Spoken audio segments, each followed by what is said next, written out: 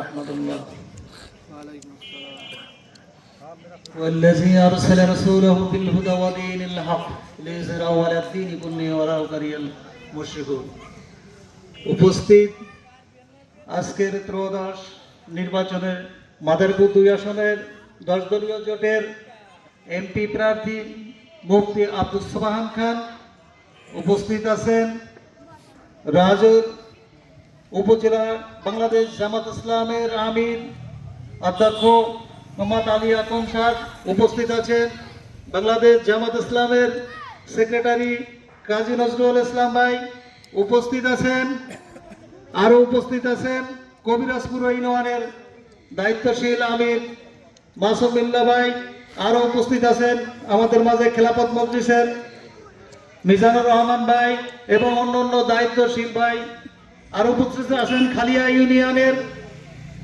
ইউনিয়নের ভোটার ভাই। কিন্তু তো আল্লাহ রাব্বুল আলামিন আমাদের এই জমিনে কোরআনের পার্লামেন্টের ক্ষমতায় নেওয়ার জন্য আল্লাহ রাব্বুল আলামিন আমাদেরকে 2023 সালে 5ই আগস্টের পর যে সুযোগ সুবিধা করে দিয়েছেন, আমরা তার জন্য আল্লাহ রাব্বুল আলামিনের কাছে শুকরিয়া আদায় করি। ভাই, আজকে অনেকেই বলে খালিয়া ইউনিয়ন অধ্যুষিত আওয়ামী লীগ শাসিত এলাকা। না, আমরা বলবো না আওয়ামী লীগ শাসিত এলাকা নয়, এটা আমরা দেখিয়ে দেবো আগামী ত্রয়োদশ নির্বাচনে।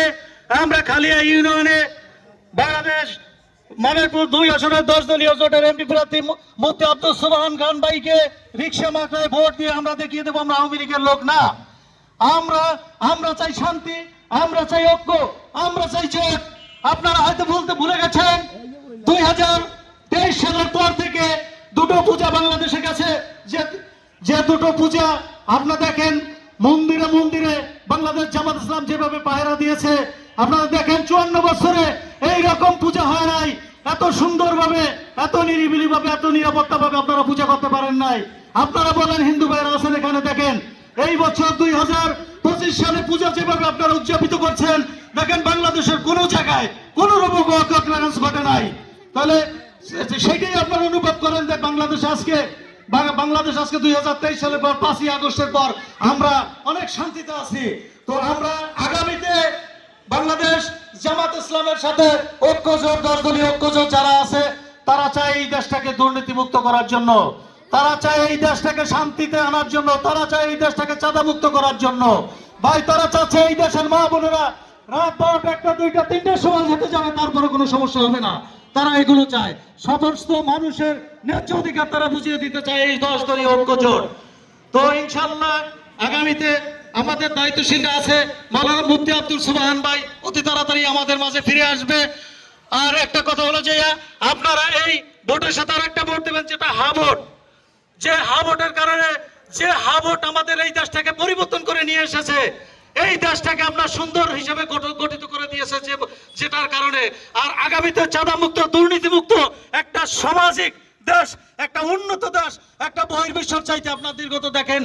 আজকে মনে করেন বাংলাদেশের জনগণ, বাংলাদেশের মানুষ আজকে বহির্বিশ্বে বেশি, বাংলাদেশের মানুষ প্রবাসে কষ্ট করে। আজকে আমাদের হিসাব করলে দেখা যায় মাদারীপুর শরীয়তপুরের লোক অধিকাংশ লোক প্রবাসী। প্রতিটা ঘরের 1-2জন করে ছেলে প্রবাসে আছে ইটালি, সুদূর আপনার সেই সমুদ্র পাড়ি দিয়ে, আজকে সেই ভূমধ্য সাগর পাড়ি দিয়ে জান জীবন ত্যাগ করে, জানের মায়া ত্যাগ করে আজকে ভূমধ্য সাগর পাড়ি দিয়ে ইটালির মাটিতে পৌঁছাইছে। কাদের জন্য? আমাদের জন্য। আজকে মনে করেন সেই টাকাগুলো দুর্নীতি হয়ে বিশ্বের অনেক জায়গায় মানুষ, একটা মন্ত্রী আপনার 360টা বাড়ি করছে। মনে করেন বাংলাদেশ আওয়ামী লীগের আমলে একটা মন্ত্রী 360টা বাড়ি করছে। বাড়ি কোথা থেকে আসলো? এই টাকাগুলো কোথা থেকে আসলো? আমাদের ভাই বোনদের টাকা, যারা বিদেশ গিয়ে প্রবাসে গিয়ে টাকা অর্থ উপার্জন করে, সেই অর্থগুলো টাকা আজকে বিদেশ পার হয়ে আজকে মনে করেন আমাদের এই দেশ, আজকে সিঙ্গাপুর থেকে, আজকে মালয়েশিয়া থেকে আমাদের বাংলাদেশ উন্নত থাকতো। কেন আজকে বাংলাদেশ অবহেলিত, উন্নত হয় না? কেন এই টাকাগুলো, সমস্ত টাকাগুলো পাচার হয়ে যায় বিদেশে, পাচার হয়ে যায় সুইস ব্যাংকে? কেন? আমাদের গরিব শাসিত দেশ, কৃষি প্রধান দেশ, আমাদের এই দেশ এতদিন উন্নত হয়ে যাওয়ার কথা, যে পরিমাণ প্রবাসী থাকে সেই হিসেবে আমাদের উন্নত হয়ে যাওয়ার কথা। আজকে ভাই আপনারা দেখবেন 10 দলীয় ঐক্যজোট বাংলাদেশ জামাত ইসলামের সাথে যারা আছে, সবাই আপনার ইসলামপন্থী এবং ইসলাম ছাড়াও আছে, এনসিপি আছে, অন্য কয়েকটা দল আছে, 10 দলীয় জোট যারা ঐক্যতে জড়িত হয়েছে, ইনশাল্লাহ সবাই সবাই ভালো দল, তারা সবাই দেশকে শান্তি শান্তি চায়, সবাই দেশটাকে আপনার হাত দিকে এবং হাত ভোট দিয়ে আপনারা আগামী প্রজন্মে এই দেশটাকে একটা দুর্নীতিমুক্ত কোরআনের পার্লামেন্ট এবং এই দেশটাকে একটা একটা এই রাজৈর থানাকে আপনারা মডেল থানা হিসেবে তৈরি করে দিবেন, যে রাজৈর থানা আমরা আওয়ামী লীগের থানা না, রাজৈর থানা আমরা বাংলাদেশের, যেখানে ন্যায্য আছে, যেখানে ন্যায় বিচার আছে, যেখানে সঠিক বিচার আছে, সেইখানে আমরা ভোট দিয়ে রাজৈর থানাকে মডেল হিসেবে গঠন করে নিব। এই বলে আমি আমার সংক্ষিপ্ত বক্তব্য শেষ করছি। আলহামদুলিল্লাহ রাব্বিল আলামিন।